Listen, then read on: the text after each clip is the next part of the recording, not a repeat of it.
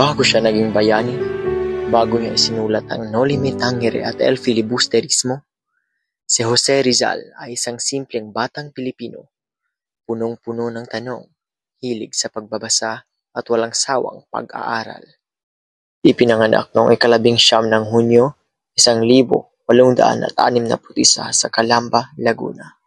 Si Jose Protasio Rizal Mercado y Alonso Rialonda ay ang ika-7 sa 11 anak ni Don Francisco Mercado at Doña Teodora Alonso.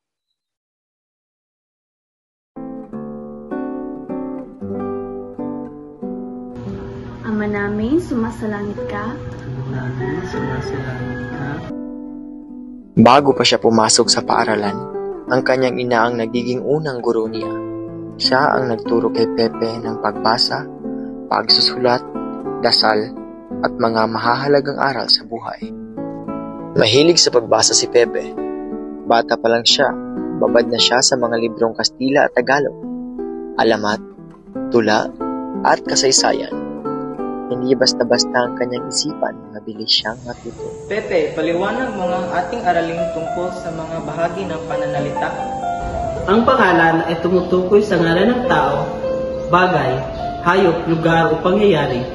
Kung bakit sa edad na siyam, pumasok na siya sa paaralan ni Maestro Justiniano Aquino Cruz sa Binyan, Laguna. Dito, lalo pang nahasa ang kanyang katalinuhan. Kahit tapos na ang klase, hindi tumitigil si Pepe. Sa bawat pahina ng kanyang binabasa, lumalawak ang kanyang pag-unawa sa mundo at sa realidad ng pagiging Pilipino sa ilalim ng kolonyalismo. Sa murang edad, unti-unti nang namumulat ang batang ito sa katotohanan. Hindi lang siya natututo para sa sarili, kung hindi para sa bayan. Ito ang simula ng isang dakilang paglalakbay.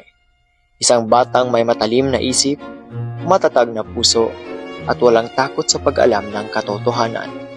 Ito ang kabataan ni Jose Rizal, ang simula ng kanyang pagiging bayani. Ayaw ka daw. Ayaw pag-smile.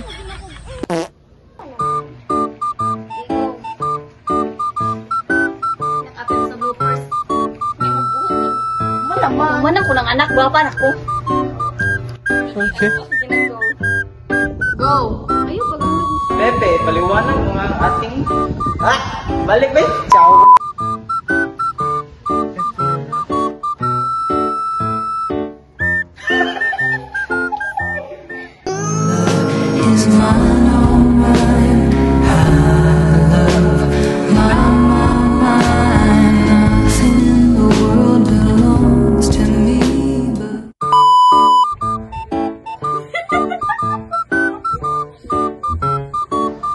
Ang pangalan ay ang ating aralin tungkol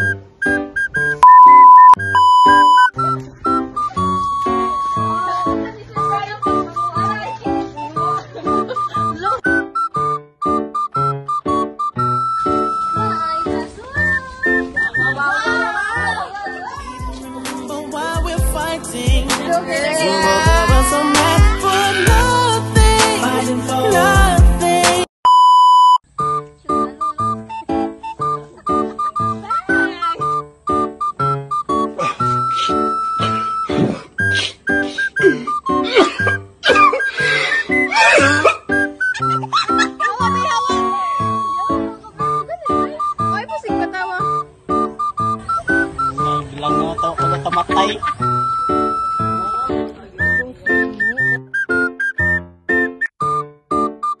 Bloopers naman eh. Dapat ang bloopers na kay Ngana.